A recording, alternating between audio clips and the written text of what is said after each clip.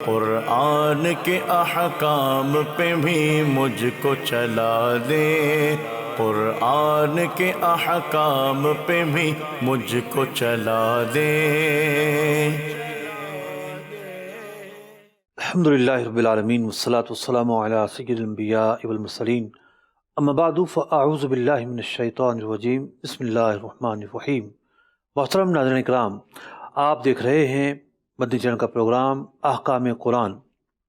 اس programme کے اندر ان آیات کی تفسیر بیان کی جاتی ہے جس کا تعلق احکام سے ہے۔ آج ہمارے پروگرام میں شامل ہے سورہ برات کی آیت نمبر 122۔ سورہ توبہ بھی اس کا نام ہے، سورہ برات بھی نام ہے، اور جیسا کہ آپ جانتے ہیں کہ ہم سلسلہ وار چل رہے ہوتے ہیں، اور سورہ بقرہ سے شروع ہوتے ہوئے ہم یہاں تک پہنچے ہیں، اور ساری آیات کی تفسیر اس پروگرام میں بیان نہیں کی جاتی، بلکہ جو آیات احکام ہوتی ہیں ان کی تفسیر ہم اس پروگرام میں بیان کرتے ہیں۔ آج جس آیت کا انتخاب کیا گیا ہے، آیت نمبر 122، اس میں بنیادی طور پر 3 احکام بیان کیے گئے ہیں۔ آئیے پہلے فہرست کی طرف چلتے ہیں، پھر اس کا ہم خلاصہ بیان کریں گے۔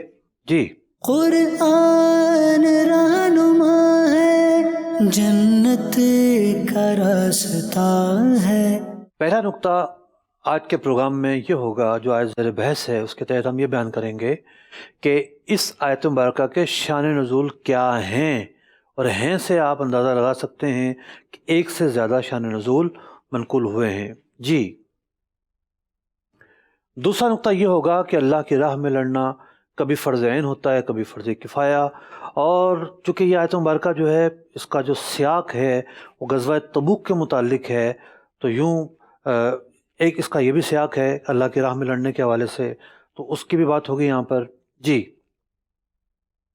تیسرا نقطہ یہ ہوگا کہ علم سیکھنے کے بھی 2 درجے ہیں، ایک درجہ کفایہ ہے اور ایک ہے فرض عین۔ ان دونوں کی تفصیلات آگے چل کر ہم بیان کریں گے۔ جی، اگلے نقطے کی طرف چلتے ہیں، اور اس آیت مبارکہ میں علم کے درجہ کفایت کے حاصل کرنے والوں کی فضیلت ہے۔ ایک وہ جو اپنے لیے علم سیکھتا ہے، اس کی نماز صحیح ہو جائے، روزہ صحیح ہو جائے، اور ایک وہ عالم کہ جو معاشرے کے لیے علم سیکھتا ہے کہ میں نے علم اتنا سیکھنا ہے کہ میں معاشرے کی رہبری کا کام کروں، معاشرے کی بہتری کا کام کروں۔ تو اس آیت مبارکہ میں ایسے علماء کی فضیلت بیان ہوئی ہے۔ آگے چلتے ہیں جناب۔ اگلا نقطہ ہمارا یہ ہے کہ علم سکھانے والے، لیکن اس آیت مبارکہ میں ضمنی طور پر علم والوں کی طرف مراجعت کا حکم موجود ہے، کہ علم والوں کی طرف مراجعت کا حکم اس آیت مبارکہ سے ماخوذ ہوتا ہے۔ ایک نقطہ یہ ہے کہ خبر واحد کی بھی اہمیت ہے، اور دین عمل کے معاملے میں، یعنی احادیث مبارکہ وہ جو خبر احاد کہلاتی ہیں، عمل کے معاملے میں ان پر عمل کرنا واجب ہے۔ محترم ناظرین کرام، بنیادی طور پر اس آیت مبارکہ میں 3 ایسی چیزیں ہیں کہ جن کا تعلق احکام سے ہے۔ ایک ہے درجہ کفایت پر علم حاصل کرنا، تفقہ فی الدین حاصل کرنا، اور دوسرا یہ ہے کہ علماء کی اتباع کرنا، ان سے سیکھنا، اور تیسری جو بات ہے وہ یہ ہے کہ خبر احاد، وہ احادیث جس کا ایک ہی راوی رہا، خبر واحد کہا جاتا ہے، انہیں حدیث واحد بھی کہا جاتا ہے، تو ان پر عمل کرنا واجب ہے۔ اس آیت مبارکہ سے کیسے ثابت ہو رہا ہے، آگے جا کر ہم تفصیل کے ساتھ سنیں گے۔ اللہ رب العزت عمل کی توفیق عطا فرمائے۔ آئیے چلتے ہیں پروگرام کے اگلے حصے کی طرف۔ قرآن رہنما ہے، جنت کا راستہ ہے۔ سورہ توبہ آیت نمبر 122۔ وما كان المؤمنون لينفروا كافة فلولا نفر من كل فرقة منهم طائفة ليتفقهوا في الدين ولينذروا قومهم إذا رجعوا إليهم لعلهم يحذرون۔ ترجمہ کنز الایمان۔ اور مسلمانوں سے یہ تو ہو نہیں سکتا کہ سب کے سب نکلیں، تو کیوں نہ ہوا کہ ان کے ہر گروہ میں سے ایک جماعت نکلے کہ دین کی سمجھ حاصل کرے اور واپس آ کر اپنی قوم کو ڈر سنائیں اس امید پر کہ وہ بچیں۔ محترم ناظرین کرام، آیت مبارکہ کی تلاوت اور ترجمہ آپ نے سماعت کیا۔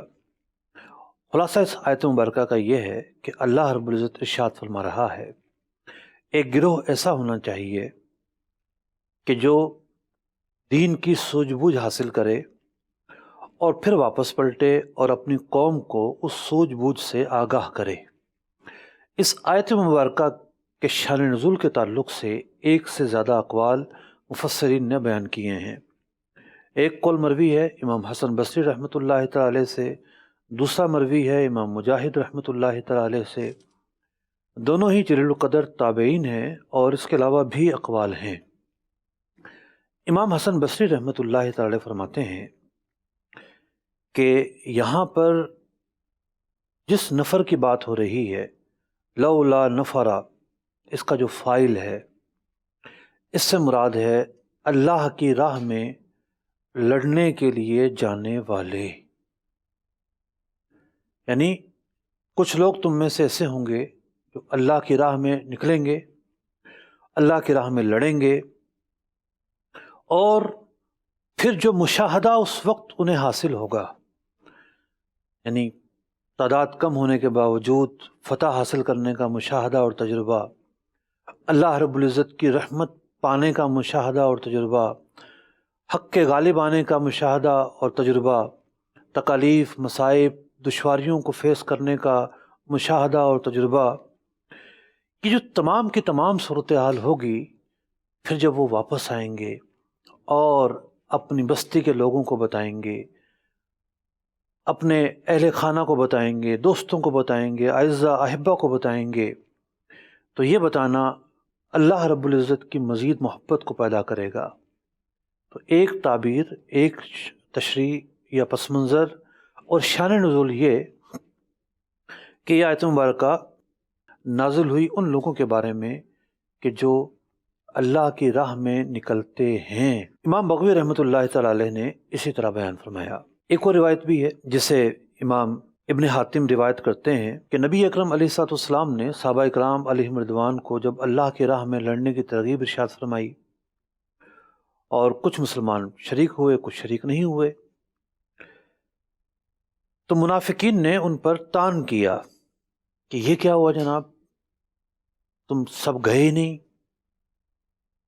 تو ان دونوں چیزوں کو ملا کر ایک بات ہمارے سامنے آتی ہے، اگر مراد یہاں پر اللہ کی راہ میں لڑنے والے ہوں یا رہ جانے والے ہوں، یعنی جو نہیں گئے وہ رسول اکرم علیہ السلام کے پاس موجود رہے، دین سیکھتے رہے، دونوں ہی صورتوں میں اللہ کی راہ میں جو لڑنا ہے اس کے تعلق سے یہ بیان ہو رہا ہے کہ اللہ کی راہ میں لڑنا ہر صورت میں فرض عین نہیں ہوتا۔ جبھی تو وہ بعد والوں کو بتائیں گے، جبھی تو تقسیم بندی، کچھ جائیں گے کچھ رہیں گے۔ بعض صورت ایسی بھی ہوتی ہیں کہ ہر ایک پر فرض عین ہو جاتا ہے، سب سے پہلے مردوں پر ہوتا ہے، پھر اس کے بعد جو بھی لوگ آئیں گے طبقہ وار۔ لیکن عام حالات میں ایسا نہیں ہوتا۔ عام حالات میں جو ریاست کی فوج ہے، کبھی ایسا موقع آتا ہے تو پہلے اس کی ذمہ داری ہوتی ہے، اور اس کے بعد جو ہے وہ اگر بالکل شکست کھا لے یا چاروں طرف سے جنگ چھڑ جائے تو پھر جو ہے جو بقیہ لوگ ہیں ان کی طرف یہ فرضیت منتقل ہوتی ہے۔ تو یوں ایک ہے فرض کفایہ کہ کچھ لوگ وہ ہیں جو محاذ پر جائیں گے اور دفاع کریں گے، اور دوسرا ہے فرض عین ہونا، ہر ایک پر ہی فرض ہو جائے گا۔ تو یہ دو قسمیں سامنے رکھنا ضروری ہے۔ یہ تو تھی اس آیت مبارکہ کی جو ایک تفسیر ہے اس کے تعلق سے معنی۔ اب ایک اور تفسیر ہے جو کہ بہت زیادہ مشہور ہے، جو کہ امام مجاہد رحمۃ اللہ تعالی علیہ سے مروی ہے۔ انہوں نے فرمایا کہ ہوا یہ کہ بہت سارے صحابہ کرام علیہم رضوان گاؤں دیہاتوں میں پھیلے، وہاں جا کے لوگوں کو دین سکھانا شروع کیا، تو انہیں یہ طعنہ ملا کہ تم ہمارے پاس کیوں آ گئے، تم رسول اکرم علیہ الصلوۃ والسلام کے پاس کیوں موجود نہیں رہے؟ تو اللہ رب العزت نے یہ آیت مبارکہ نازل فرمائی، کچھ لوگ وہ ہوں گے کہ جو رسول اکرم علیہ الصلوۃ والسلام سے دین سیکھیں گے اور دین سیکھ کر پھر اس کو پھیلائیں گے۔ اسی طرح ایک اور روایت بھی مروی ہوئی اسی شان نزول کے تعلق سے کہ مختلف دیہاتوں سے وفود کے وفود آ کر مدینہ منورہ میں مقیم ہو گئے۔ اس سے کیا ہوا کہ مدینہ منورہ کے اندر لوگوں کو دشواری کا سامنا کرنا پڑا، رہائش کی دشواری ہوئی، دیگر کئی اعتبار سے دشواری ہوئی، چیزیں بھی مہنگی ہو گئیں، مطلب چیزیں کم ہیں، خریدار زیادہ ہیں، اور وہ حرص تھی ان کے ذہنوں کے اندر، ہم سب رسول اکرم علیہ الصلوۃ والسلام کی بارگاہ میں رہیں۔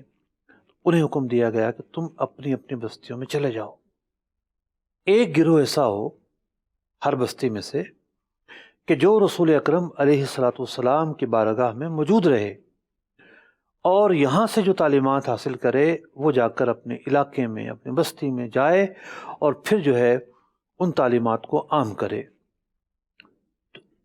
اس تفسیر کو اگر سامنے رکھا جائے تو یہاں دین سیکھنے کے جو مدارج ہیں وہ ہمارے سامنے آتے ہیں۔ اللہ رب العزت نے اس آیت مبارکہ کے اندر جو فلسفہ بیان فرمایا، جو صورت بیان فرمائی، وہ یہ بیان فرمائی کہ دو گروہ ہوں گے۔ ایک وہ ہوگا کہ جو آ کر سیکھے گا، درجہ کفایت پر علم حاصل کرے گا، دین کی ساری باتیں سیکھے گا اور پھر واپس جائے گا۔ جس کو جتنا دین چاہیے، کسان اپنے مسائل پوچھے گا، مزدور اپنے مسائل پوچھے گا، تاجر اپنے مسائل پوچھے گا، نماز پڑھنے والے اپنے مسائل پوچھیں گے۔ تو جس شخص نے درجہ کفایت پر رہتے ہوئے سارے مسائل سیکھے ہوں گے وہ پھر ان سب کو کافی ہوگا اور ان کی دینی ضرورت کو پورا کرے گا۔ تو یوں دو قسمیں ہوئی، ایک وہ شخص جس نے علم کو درجہ کفایت پر جا کر سیکھا، اور دوسرا وہ شخص جسے اپنی ضرورت کے مسائل سیکھنے ہیں۔ اپنی ضرورت کے مسائل سیکھنا ہر مسلمان بالغ پر فرض ہے، اور بعض اوقات تو بلوغ سے پہلے کچھ چیزیں فرض ہو جاتی ہیں۔ پتہ ہے کہ یہ نماز میں بالغ ہونے والا ہوں، نماز مجھ پر فرض ہونی ہے، کسی وقت بھی فرض ہو سکتی ہے، تو نماز کے فرائض اور واجبات اسے سیکھنے پڑیں گے۔ تو کہنے کا مقصد یہ ہے کہ ہر ایک اپنی ضرورت کو سامنے رکھتے ہوئے دین سیکھے، سارا دین سیکھنا سب پر فرض نہیں ہے۔ تو یہ آیت مبارکہ یہ بیان کر رہی ہے کچھ لوگ وہ ہیں جو سارا دین سیکھیں گے، قرآن سیکھیں گے، حدیث سیکھیں گے، ان کے احکام سیکھیں گے، نماز، روزہ، حج، زکوٰۃ، وراثت، معاملات، نکاح و طلاق، جو تمام شعبہ زندگی کے مسائل شریعت مطہرہ نے بیان کیے، تمام کے تمام سیکھیں گے، اور اس کے بعد درجہ کفایت پر علم حاصل کرنے کے بعد اپنی بستیوں میں آ کر اور لوگوں کو جو ہے وہ دین سکھائیں گے۔ تو یہاں سے پتہ چلتا ہے کہ علم سیکھنے کے دو مدارج ہیں، ایک علم ہے درجہ کفایت پر سیکھنا، اور ایک علم ہے ہر ایک کا فرض عین ہونا، جس کی جو ضرورت ہے وہ اس کے متعلق دین کو سیکھے، یہ اس کے لیے فرض عین ہے۔ تو درجہ کفایت پر جو سیکھنے والے ہیں، علماء نے لکھا کہ ہر بستی میں، ہر شہر میں ایک عالم کا ہونا فرض کفایہ ہے، تاکہ وہاں کے جو مسلمان ہیں ان کی جو دینی ضرورتیں ہیں، ان کے جو حلال و حرام کے مسائل ہیں، وہ جو عالم دین ہوگا وہ ان مسائل کو پورا کرے، ان مسائل کے لیے کافی ہو۔ آج کل دو اعتبار سے مختلف کام ہو رہے ہیں۔ چلے ایک اعتبار سے تو تنزلی ہے، تنزلی اس اعتبار سے ہے کہ لوگوں کی ترجیح ہی نہیں ہے، کتنے شہر کے شہر خالی ہیں، اس درجہ کفایت پر علم رکھنے والا عالم شہروں میں موجود ہی نہیں۔ ائمہ مساجد تو ہر جگہ ہوتے ہیں، لیکن کیا ہوتا ہے کہ صرف حفاظ قرآن ہوتے ہیں یا صرف تھوڑا بہت پڑھ کر آ گئے، نماز کے مسائل پورے نہیں بتا پاتے۔ تو جو جہالت اور بد عملی اور بد اعتقادی اور طرح طرح کے جو فتنے پھوٹ رہے ہیں اور بد عملی کا طوفان بڑھ رہا ہے، اس کی ایک وجہ یہ بھی ہے کہ مسلمانوں کو کما حق کو ہو گائیڈنس فراہم کرنے والے لوگ موجود نہیں ہیں۔ دین کا جو یہ تقاضا ہے کہ جناب لوگوں کی اصلاح کے لیے ایک ایسا عالم ہو کہ جو درجہ کفایت پر علم حاصل کرے اور لوگوں کی رہنمائی کرے، تو ایک تو اس حوالے سے کوتاہی معاشرے میں بڑھتی جا رہی ہے۔ دوسرا یہ ہے کہ جو دین سیکھنے جاتے ہیں معذرت کے ساتھ، ان کی بھی یہ ذمہ داری ہے کہ وہ اس بات کو سامنے رکھیں، کیا آپ نے اس درجے پر جا کر دین سیکھا ہے؟ جب آپ پلٹیں گے تو لوگوں کی جو ضرورتیں ہیں، دینی ضرورتیں، آپ ان دینی ضرورتوں کو پورا کر سکیں گے؟ آپ ان کے نماز کے مسائل بھی بتا سکیں گے، نکاح و طلاق کے مسائل بھی بتا سکیں گے، وراثت کے مسائل بھی بتا سکیں گے، خرید و فروخت کے مسائل بھی بتا سکیں گے، جو بدعقیدگی ہے اس سے بھی بچا سکیں گے، شکوک و شبہات اور ذہنوں میں اٹھنے والے جو خیالات ہیں اس پر جو سوالات لوگ پوچھتے ہیں وہ بھی آپ بتا سکیں گے۔ اس طرح کے علماء کم فارغ ہو رہے ہیں۔ بہت سارے لوگ ہیں جنہوں نے صرف ڈگری کے حصول کو اپنا مقصد بنایا ہوا ہے، اور اب تو شارٹ سے شارٹ ہوتا جا رہا ہے معاملہ، درس نظامی کلوز سے کلوز ہوتے جا رہی ہے۔ اب تو جناب مہینوں کے اشتہار نظر آتے ہیں مختلف پوسٹروں پر کہ جناب مہینوں میں عالم بنیے، ٹھیک ہے، ویکینڈ پر پڑھیے۔ تو اس طرح کے جو پڑھنے والے ہیں، یہ پڑھنے والے اپنی دینی ضرورت تو پوری کر سکتے ہیں کہ ٹھیک ہے ایک بنیادی تعلیم انہوں نے حاصل کر لی، لیکن ان کو تو قائد بننا ہے، امت کی رہنمائی کرنی ہے، لوگوں کی اصلاح کرنی ہے، درجہ کفایت پر علم حاصل کرنا ہے۔ تو جو بھی درس نظامی کا طالب علم دین پڑھ رہا ہے وہ اپنے اس منصب کو پہچانے کہ اس کا منصب یہ ہے کہ اس نے اپنے شہر، اپنے گاؤں، اپنی بستی کی دینی ضرورتوں کو پورا کرنا ہے۔ اب کوئی شہر میں ہے تو شہر کے اندر تو نت نئے مسائل، نت نئی انڈسٹریاں، ٹیکنالوجی، ادارے اور جناب کمپنیاں اور مسائل کی نوعیت ہی الگ ہے۔ تو یہی وجہ ہے کہ پھر اختصاص شروع کیا گیا ہے کہ یہ ٹھیک ہے، ہر ایک آدمی ایسا نہیں ہے کہ وہ جو دینی ضرورتیں ہیں وہ مختلف ہیں، تو ایک تخصص فی الفقہ کرنے والا جو ہے وہ کیا کیا پڑھے گا۔ ہم نے الحمدللہ تخصص فی الفقہ کے ساتھ ساتھ تخصص فی الفقہ ہی والاقتصاد الاسلامی بھی شروع کیا۔ اسلامک اکنامک جو ہے، اسلامک جو معاشیات ہے اس کے تعلق سے ماہرین پیدا کرنے کا سلسلہ شروع کیا ہے۔ درس نظامی کے بعد جو لوگ تخصص کرتے ہیں اور مزید اسپیشلائزیشن کرتے ہیں اور فتوے کو اور فقہ کو اعلیٰ درجے پر جا کر پڑھتے ہیں، تو یہ ایک بہت تفصیل کے ساتھ بحث ہے۔ اگلے نقطے کی طرف آتے ہیں۔ اس آیت مبارکہ میں اللہ رب العزت نے جہاں اس بات کو بیان کیا ہے کہ جی ایک گروہ ایسا ہونا چاہیے، پہلے تو یہ بات بیان فرما دی وَمَا كَانَ الْمُؤْمِنُونَ لِيَنْفِرُوا كَافَّةً، کہ سب کے سب نکلیں یہ ضروری نہیں ہے۔ پھر فرمایا فَلَوْلَا نَفَرَ مِنْ كُلِّ فِرْقَةٍ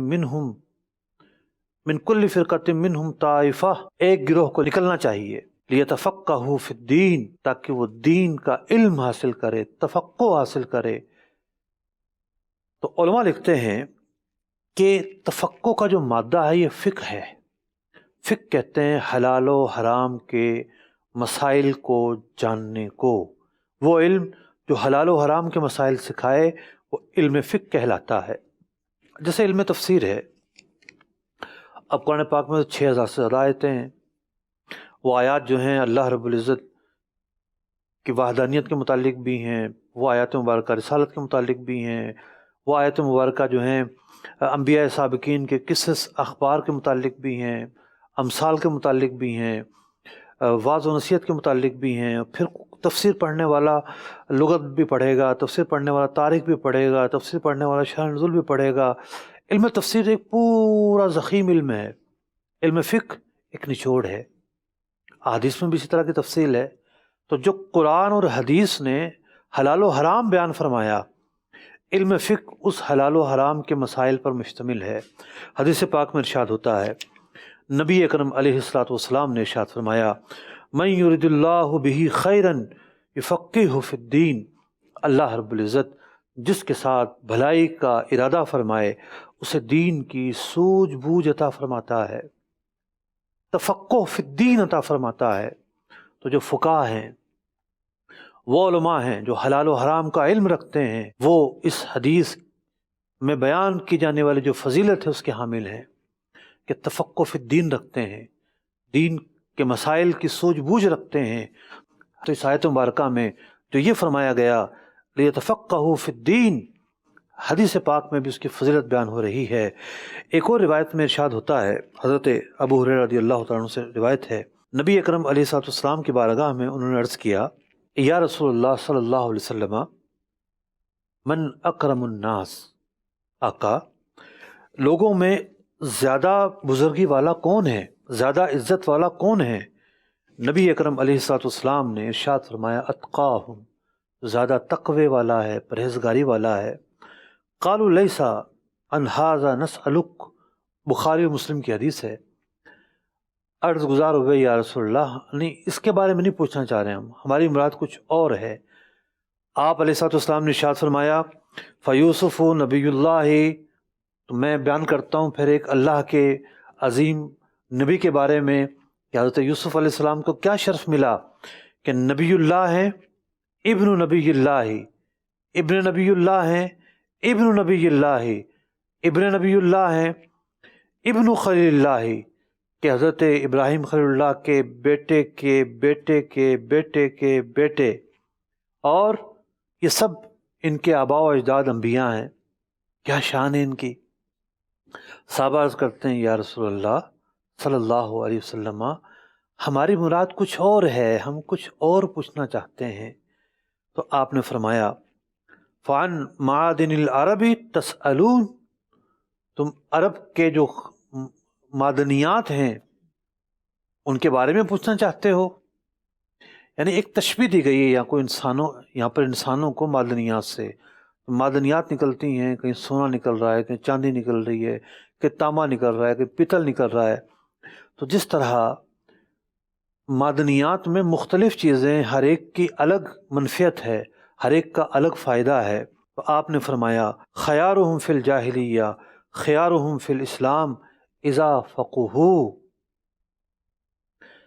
کہ جس طرح زمانہ جاہلیت میں کچھ لوگ وہ ہوتے ہیں کہ اپنے شرف اپنے عمل کی وجہ سے ممتاز ہوتے ہیں، یعنی وہ برائی کے قریب نہیں جاتے، وہ ظلم کے قریب نہیں جاتے، بربریت کے قریب نہیں جاتے۔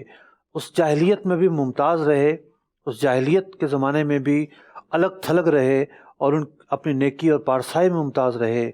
تو آپ علیہ الصلوۃ والسلام نے ارشاد فرمایا کہ اسی طریقے سے اسلام میں کچھ لوگ وہ ہوں گے جو ممتاز ہوں گے، کب؟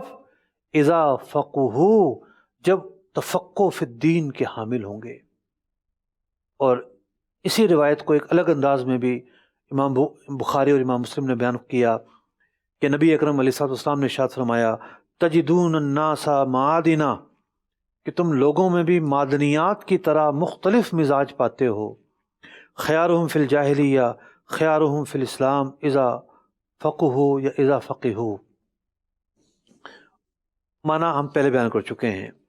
اسی طریقے سے ایک اور روایت میں ارشاد ہوتا ہے، نبی اکرم علیہ الصلوۃ والسلام نے ارشاد فرمایا طلب العلم فریضۃ علی کل مسلم، علم حاصل کرنا ہر مسلمان پر فرض ہے۔ یعنی اپنے متعلقات سے متعلق جو اپنے شعبہ زندگی ہے اس کا، کسان ہے تو کسان کے لیے کیا حلال و حرام، شوہر ہے تو شوہر کے لیے کیا حلال و حرام، ملازم پیشہ ہے تو ملازم پیشہ کے لیے کیا حلال و حرام، اسی طریقے سے اگر تاجر ہے تو تاجر کے لیے کیا حلال و حرام، انتقال ہو گیا تو وراثت کے متعلق کیا حلال و حرام۔ تو جس چیز کے متعلق ہے اس چیز کے متعلق علم حاصل کرنا اس کے لیے فرض ہے۔ تو یوں بہت ساری احادیث مبارکہ ایسی ہیں کہ جو اس بات کو بیان کرتی ہیں کہ علم دین کی بڑی اہمیت ہے، تفقہ فی الدین کی بڑی اہمیت ہے، اور تفقہ فی الدین والے جو لوگ ہیں یہ ممتاز لوگ ہوتے ہیں، یہ کریم ہوتی ہیں معاشرے کی، اور یہ جو لوگ ہیں ان کی طرف مراجعت کی جاتی ہے، ان کی طرف رجوع کیا جاتا ہے۔ یہی وجہ ہے اللہ رب العزت نے کئی آیات مبارکہ میں اس طبقے کے فضائل کو بیان کیا۔ ارشاد ہوتا ہے فاسألوا اہل الذکر ان کنتم لا تعلمون، تقسیم بندی ہے، کچھ پوچھنے والے ہوں گے، کچھ بتانے والے ہوں گے۔ عام آدمی کی ذمہ داری ہے کہ اپنے متعلقات کے حوالے سے علماء سے جانے، پوچھے، اور معاشرے میں ایسے لوگوں کا ہونا ضروری ہے کہ جو لوگوں کو ان کی جو دینی ضروریات ہیں ان سے آگاہ کریں، انہیں دین سکھائیں، دین کا علم انہیں دیں، دین کی پہچان انہیں دیں، اللہ کی طرف بلائیں۔ انما یخشی اللہ من عبادہ العلماء، بلا شبہ اللہ سے ڈرنے والے جو لوگ ہیں وہ علم والے ہیں۔ علماء لکھتے ہیں کہ بات یہ ہے کہ سوجھ بوجھ جانوروں کو بھی ہوتی ہے، یعنی وہ اپنے نفع نقصان کے بارے میں احساسات رکھتا ہے، یہ چیز مجھے نقصان پہنچائے گی، یہ فائدہ پہنچائے گی، لیکن جانور علم سے محروم ہوتا ہے۔ مثال کے طور پر آپ جو ہے وہ ایک شیر کو قید کر لیتے ہیں، اگر شیر کے پاس وہ سوجھ بوجھ آ جائے کہ جناب میں کس طرح نکل سکتا ہوں، تو اتنی طاقت ہوتی ہے اس کے اندر، تو چھوٹے موٹے دڑبے کو تو توڑنا کو مشکل ہی اس کے لیے، دیوار کو توڑنا کو مشکل ہی نہیں اس کے لیے، اتنی طاقت ہے اس کے اندر۔ لیکن یہ کڑیاں ملا کر نتائج تک پہنچنا، یہ جو علم کا خاصہ ہوتا ہے، جانور اس سے محروم ہوتے ہیں۔ کچھ چیزیں اللہ نے انہیں دی ہوتی ہیں، جیسے آج کی سائنس جو ہے وہ جانوروں پر یہ تحقیق کر رہی ہے کہ چوہے کے اندر کیا ایسی خاص بات پائی جاتی ہے کہ اس کے زخم ٹھیک ہو جاتے ہیں، یا یہ جو چرند و پرند حشرات جو ہیں یہ بیمار ہوتے ہیں، یہ کیا ایسی بوٹیاں کھاتے ہیں جن سے صحت انہیں موصول ہو جاتی ہے۔ تو کچھ چیزوں کی طرف انہیں لگایا ہوتا ہے قدرت کی طرف سے کہ یہ ہو تو یہ کرنا ہے، لیکن جو علم کا ایک سلسلہ ہوتا ہے اس سے یہ محروم ہے، جانور ہیں، انہیں شرف حاصل نہیں ہے۔ انسان کو کیوں شرف حاصل ہوا؟ اس شرف کی ایک وجہ علم سے متصف ہونا بھی ہے، کہ بندے جو ہیں علم کا جو شرف ہے، علم کا جو مقام ہے، علم کی جو بلندی ہے، علم کی جو عظمت ہے، اس سے متصف ہوتے ہیں۔ علماء لکھتے ہیں بعض احادیث میں بیان ہوا کہ جہل بیماری ہے اور اس کا جو علاج ہے وہ علماء سے پوچھنا ہے۔ تو اللہ رب العزت نے کیوں یہ ارشاد فرمایا کہ اللہ سے ڈرنے والے علماء ہی ہیں؟ اس کی وجہ یہ ہے کہ علماء اللہ رب العزت کی ذات و صفات سے آگاہ ہیں، اللہ رب العزت کی پہچان زیادہ رکھتے ہیں۔ علماء اللہ رب العزت کے احکامات پر عمل کرنے والے ہوتے ہیں، ان کے دلوں کے اندر خشیت ہوتی ہے، ان کے دلوں کے اندر تقویٰ ہوتا ہے، یہ حرام سے بچنے والے ہوتے ہیں، اس لیے بچتے ہیں کہ دین کا علم رکھتے ہیں، اللہ تعالیٰ کی صفات کا علم رکھتے ہیں، اور اس علم کے بھی مراتب ہوتے ہیں۔ ایک شخص وہ ہوتا ہے جو بالکل حرام کے قریب تک نہیں آتا، نہیں کہ یہ سزا ہے، وہ سزا اس کے سامنے گھوم رہی ہوتی ہے، اور ایک غافل آدمی ہوتا ہے۔ تو کہنے کا مقصد یہ ہے کہ علم جو ہے وہ انسان کے لیے شرف کا باعث بنتا ہے، عظمت کا باعث بنتا ہے، اور بلندی کا باعث بنتا ہے۔ اب تک ہم نے جو گفتگو کی ہے ایک عمومی انداز کی گفتگو کی ہے، اور یہاں ایک جہت اب تک جو ہمارے سامنے آ رہی ہے وہ جہت ایک اور بھی ہے، ایک تو ذمہ داری ہے علماء کی کہ وہ دین سکھائیں لوگوں کو، وہ ان کی دینی ضروریات پوری کریں، لیکن بعض اوقات یہ ہوتا ہے کہ ایک مسلمان ایسا ہے کہ اسے دین کی تھوڑی سی باتیں پتہ ہیں، تو وہ تھوڑی سی باتوں کو بھی آگے بڑھائے، اس کی ذمہ داری ہے۔ نماز کے مسئلے جانتا ہے، کوئی سے نماز پوچھنے آ جاتا ہے تو یہ نماز کے مسئلے اگر درست اسے پتہ ہیں بتائے گا۔ اسی طریقے سے ایک مرحلہ ہوتا ہے اللہ کے قریب لے کر آنا، کوئی گناہ کرنے جا رہا ہے اسے گناہ سے روکنا، اسے نیکی کی طرف لے کر آنا، علماء تک لے کر آنا، مطلب یہ بھی ایک الگ ذمہ داری ہے، اور اس کا بیان دیگر آیات مبارکہ میں ہوا۔ امر بالمعروف نہی عن المنکر کرنا، تو امر بالمعروف اور نہی عن المنکر یہ اصل تو علماء کی ذمہ داری ہے، لیکن اس ذمہ داری کے اندر پھر جو اور دین کی تھوڑی بہت جو معلومات رکھنے والے ہیں وہ بھی آ جاتے ہیں، یا مبلغین جو ہیں وہ بھی آ جاتے ہیں۔ یعنی مبلغین علماء جیسا تو علم نہیں رکھتے لیکن بہت ساری باتوں کا علم رکھتے ہیں، تو ان کی بھی ایک ذمہ داری معاشرے کے اندر بنتی ہے۔ تو معاشرے کے اب دو رخ اس آیت مبارکہ میں بیان کیے گئے، ایک وہ جو سکھاتے ہیں، دوسرے وہ جو سیکھتے ہیں۔ تو جب یہ وہ بات ہے جو قرآن نے بیان کی تو ہمیں علماء سے محبت کرنی چاہیے، کہ یہ جو فریضہ ادا کر رہے ہیں وہ فریضہ ادا کر رہے ہیں جس کا انہیں قرآن نے حکم دیا ہے، اور قرآن نے انہیں ہماری اصلاح کے لیے حکم دیا ہے، ہماری بہتری کے لیے حکم دیا ہے۔ تو اگر یہ ہمارے پاس آئیں گے، ہماری بہتری کریں گے، ہمیں سمجھائیں گے، ہمیں دین کی تعلیم دیں گے، دین کا درس دیں گے، تو یہ جو لوگ ہیں یہ قرآن پر عمل کریں گے، اور ان کی بات مان کر ہم بھی قرآن پر عمل کریں گے۔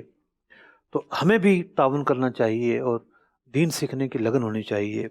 اب ایک اور بڑا ہی اہم نقطہ جو اس آیت کے تحت علماء نے بیان کیا۔ ناظرین کرام، قرآن کو اگر گہرائی سے نہ پڑھا جائے تو انسان سمجھتا ہے یہ بات کہاں لکھی ہے اور وہ بات کہاں لکھی ہے، حالانکہ وہ تو بڑی واضح ہو کے قرآن میں لکھی ہوتی ہے۔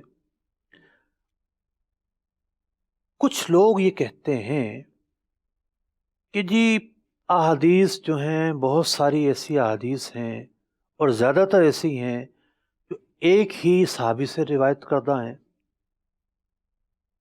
پیارے آقا علیہ السلام نے کوئی بات ارشاد فرمائی، کسی صحابی نے سنی اور آگے بڑھا دی، اور پھر وہ جو بات ہے چلتے چلتے ائمہ محدثین تک پہنچی۔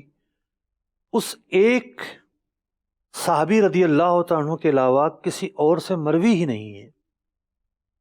خبر واحد کہتے ہیں ایسی احادیث کو۔ تو کچھ لوگ یہ کہتے ہیں کہ نہیں، ان سے دین کیسے ثابت ہو سکتا ہے، ان سے احکام کیسے ثابت ہو سکتے ہیں۔ یہ آیت بتا رہی ہے کہ اگر کوئی صحابی رضی اللہ تعالیٰ عنہ اپنے شہر سے آیا حضور اکرم علیہ السلام کی بارگاہ میں، اس نے حضور علیہ السلام سے دین کے احکام سیکھے، اور اس ایک شخص نے جب اپنی بستی میں جا کر بتائے کہ رسول اکرم علیہ السلام نے یہ احکام ارشاد فرمائے ہیں، یوں یوں چیزیں تعلیم فرمائی ہیں، تو یہ خبر واحد ہے، لیکن قرآن کہہ رہا ہے کہ اسی طرح کرنا ہے۔ ایک گروہ آئے گا، وہ گروہ آنے کے بعد سیکھے گا حضور علیہ السلام کی بارگاہ سے دین کو، اور سیکھنے کے بعد وہ اپنی بستی میں جا کر دین سکھائے گا۔ گروہ سے مراد یہ نہیں ہے کہ ہر بستی سے بہت سارے لوگ آئیں گے، ایک فرد کا آنا بھی مراد ہے یہاں پر۔ تو قرآن پاک نے فرمایا کہ لیتفقہوا فی الدین، یہ آئیں گے تفقہ فی الدین حاصل کریں گے، وَلِيُنذِرُوا قَوْمَهُمْ إِذَا رَجَعُوا إِلَيْهِمْ، اور اپنی جب قوم کے پاس جائیں گے تو انہیں اللہ کا ڈر سکھائیں گے، جو سیکھ کر آئے ہیں تعلیمات وہ بتائیں گے، اور ان کی اصلاح کی کوشش کریں گے، لعلہم یحذرون، تاکہ وہ اللہ سے ڈریں۔ تو محترم ناظرین کرام، اصول فقہ کا ایک بہت بڑا یہ نقطہ ہے۔ علم اصول فقہ کے اندر حجیت حدیث پر بات کی جاتی ہے۔ احادیث کے مرتبے ہیں۔ ایک حدیث وہ ہوتی ہے جو خبر مشہور ہوتی ہے، ہر زمانے میں جو ہے کم از کم 3 راوی اس کے پائے جاتے ہیں، خبر مشہور ہوتی ہے۔ ایک وہ ہوتی ہے جو خبر متواتر ہوتی ہے، اتنے بڑے جمع غفیر سے روایت ہر زمانے میں رہی ہوتی ہے کہ جس کا انکار جو ہے وہ ممکن نہیں ہوتا، اتنے بڑے گروہ کو جھوٹا نہیں کہا جا سکتا۔ تو یہ 3 مرکزی جو ہے نا تقسیم بندی ہے، خبر متواتر، خبر مشہور، خبر احاد۔ علماء نے ان کے مرتبے کیے ہیں، کبھی خبر احاد یہاں تک محدود رہیں گے ہم، لیکن یہ علماء نہیں کہتے کہ جناب خبر واحد جو ہے، حدیث ایسی جس کو خبر واحد کہا جاتا ہے کہ اس سے دین ہی ثابت نہیں ہوگا، نہیں، یہ کہنا غلط ہے۔ اور آج کل بہت سارے ایسے آپ کو مداری اور بہت سارے ایسے تماشا گیر مل جائیں گے جو اپنی اپنی دکان سے جا کر بیٹھے ہیں کہ جناب دین میں یہ نہیں ہے، اور دین میں یہ نہیں ہے، دین میں یہ نہیں ہے۔ قرآن کی آیت کا کیا جواب دیں گے آپ؟ قرآن تو کہہ رہا ہے کہ لوگ آتے تھے، سیکھتے تھے اور جا کر سکھاتے تھے، بطور فریضہ کے قرآن اس بات کو بیان کر رہا ہے۔ اللہ رب العزت ہمیں حق بات کو تسلیم کرنے اور اس پر عمل کرنے کی توفیق عطا فرمائے۔ ہمارے اس پروگرام میں یونیورسٹی اور کالجز کے طلباء بھی شرکت کرتے ہیں۔ آج بطور خاص دورہ حدیث کے اور مختلف تخصص کے طلباء ہمارے ساتھ ہیں۔ جی، سوالات آپ آزاد کرنا چاہیں؟ السلام علیکم ورحمۃ اللہ وبرکاتہ۔ وعلیکم السلام ورحمۃ اللہ وبرکاتہ۔ آپ کی خدمت میں گزارش ہے کہ کیا علم حدیث سیکھنا اس فرضیت میں شامل ہوگا؟ دیکھیے، جو بنیادی تعلیم سیکھی جاتی ہے دین کی، قرآن اور حدیث تو ماخذ ہیں، یعنی ایک عالم جو درجہ کفایت پر جا کر علم سیکھے گا تو وہ لازمی طور پر قرآن بھی سیکھے گا اور حدیث بھی سیکھے گا. صرف قرآن نہیں بلکہ قرآن کی تفسیر کے ساتھ، شان نزول کے ساتھ، تفسیر کے تقاضوں کے ساتھ وہ تفسیر پڑھے سیکھے. حدیث کا مطلب صرف متن حدیث نہیں ہے، بلکہ حدیث کی شروحات، تطبیقات، حدیث پاک کے تعلق سے لغت، حدیث پاک کے جو اور ضمنی علوم ہیں ان سب کو وہ حاصل کرے گا، تبھی تو وہ اسے ماخذ کا پتہ ہوگا، کفایت کو پورا کرے گا. ٹھیک ہے، ایک جو فقیہ ہے، مطلب ہر فقیہ مجتہد نہیں ہوتا، اور مفتی موجودہ زمانے میں تو مفتی ناقل ہونا سر فہرست معاملہ ہے، اسے تو فقہ کو آگے بڑھانا ہے. لیکن آج کے دور کے اندر یہ بھی ایک درجہ کفایت ہے کہ حدیث کو، قرآن کو اس انداز پر سیکھا جائے کہ اس کے متعلق جو ایشوز ہوتے ہیں ان کو بندہ ڈیفائن کر سکے، اس کا دفاع کر سکے. قرآن پر اعتراضات ہوتے ہیں، حدیث پر اعتراضات ہوتے ہیں، حدیث کی تشریح کو لے کر اعتراضات ہوتے ہیں، معنی کو لے کر اعتراضات ہوتے ہیں. تو یوں درجہ کفایت کے اندر، علم سیکھنے کے اندر یہ چیزیں بھی آئیں گی کہ فقہ بھی جانتا ہو، حدیث بھی جانتا ہو، تفسیر بھی جانتا ہو. ہاں یہ ممکن ہے کہ ایک شخص جو ہے حدیث میں اختصاص حاصل کرے تو وہ پھر اس فیلڈ کا جو ہے وہ کفایت کرنے والا کہلائے گا. ایک شخص اختصاص حاصل کرے تفسیر کے اندر، اس فیلڈ کا وہ کفایت کرنے والا کہلائے گا.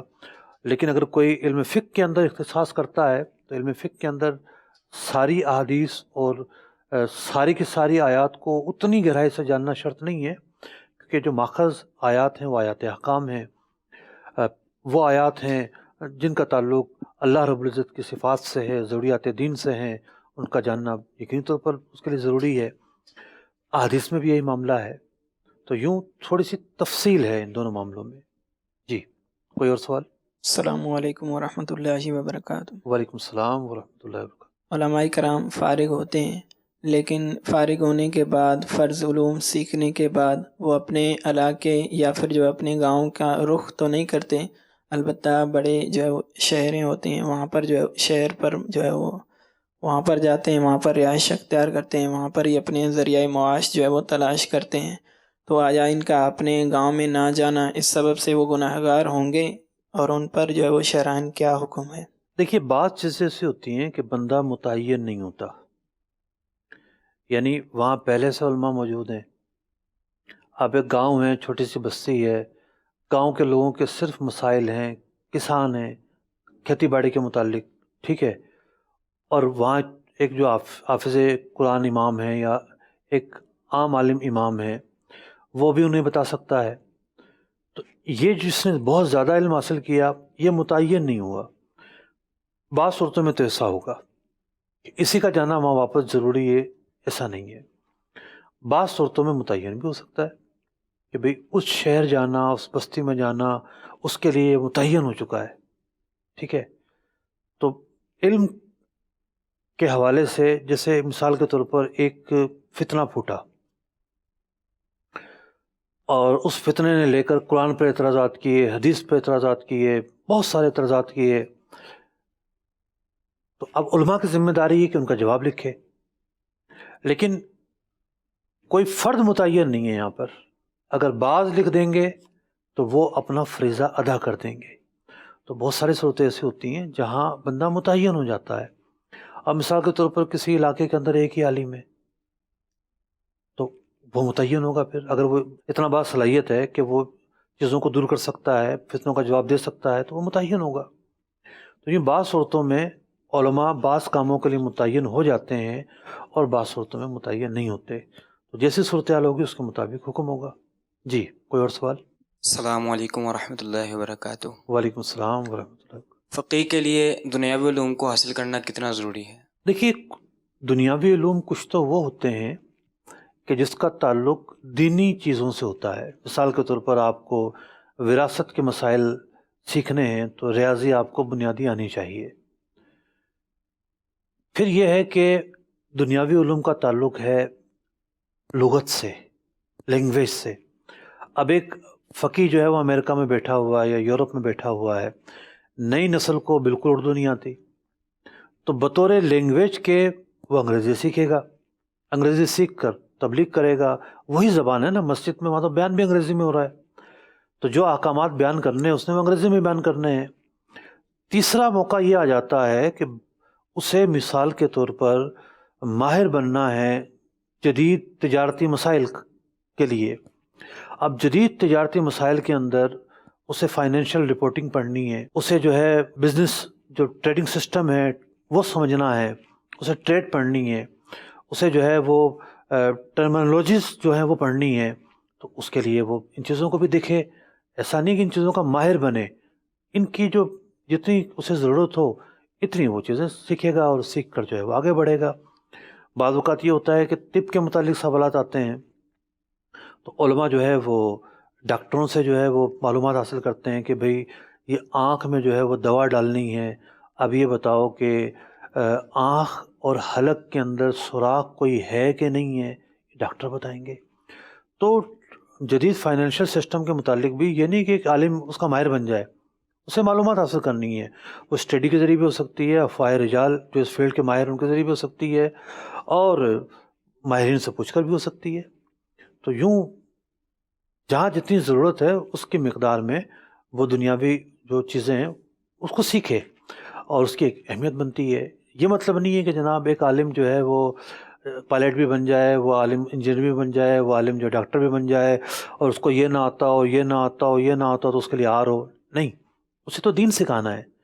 جہاں دین سکھانے کے لیے بعض اوقات تو پائلٹ سے مشورہ مانگنا پڑتا ہے کہ بھئی تم جب بلندی پہ جاتے ہو تو سورج کتنی دیر بعد غروب ہوتا ہے زمین کے ٹائم سے. لوگ جہاز میں سفر کرتے ہیں اور وہ مسائل پوچھتے ہیں تو وہ اتنی معلومات پائلٹ سے حاصل کرنا کافی ہوتا ہے اس کے لیے. تو یوں بعض اوقات جو دنیاوی علم ہے اس کو جزوی طور پر کہیں نہ کہیں اس کی ضرورت پڑ رہی ہوتی ہے، اور جو فقہاء اسلام ہیں، جو مفتیان کرام ہیں، وہ پوچھ رہے ہوتے ہیں، اس شعبے کے جو ماہرین ہوتے ہیں ان کی مدد لے رہے ہوتے ہیں. اللہ رب العزت ہمیں تفقہ فی الدین عطا فرمائے، دنیا اور آخرت میں بھلائیاں عطا فرمائے. آمین بجاہ النبی الامین صلی اللہ علیہ وسلم. قرآن کے احکام پہ بھی مجھ کو چلا دے، قرآن کے احکام پہ بھی مجھ کو چلا دے.